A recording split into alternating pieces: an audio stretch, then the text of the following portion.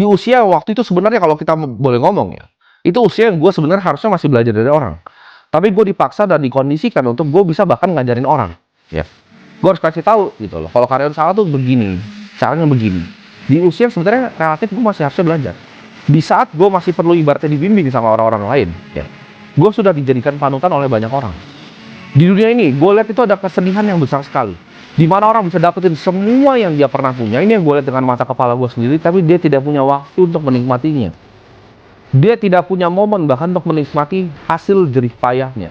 Banyak yang kira, oke, mimpi saya pengen punya hypercar, pengen punya sport car. Pernah nggak kalian pikir gimana caranya ketika kalian punya?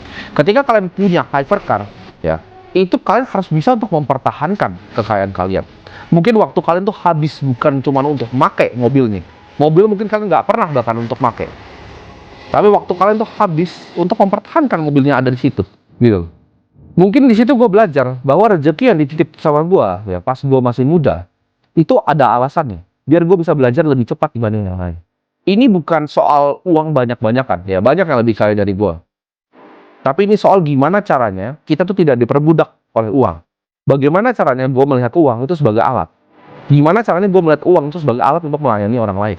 Hari ini, ya gue kasih tau, gue itu tidak bangga. Kalau lu bilang, oh Timothy itu orang kaya, gue tidak bangga sama sekali. Gue akan bangga ketika ada orang yang ngomong bahwa gue adalah orang yang bisa melayani orang banyak.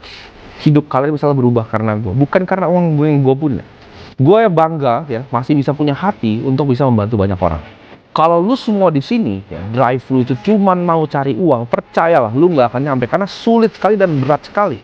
Lu harus jadi gila, lu harus kehilangan mungkin jiwa lu sendiri. Lu harus jadi monster yang siap lakuin apapun yang terjadi. Ketika lu ditusuk dari belakang, lu ambil lagi pisaunya, lu tusuk balik gitu. Apakah itu something yang lu willing to do? Gitu. Siap nggak lu bermain di dunia itu?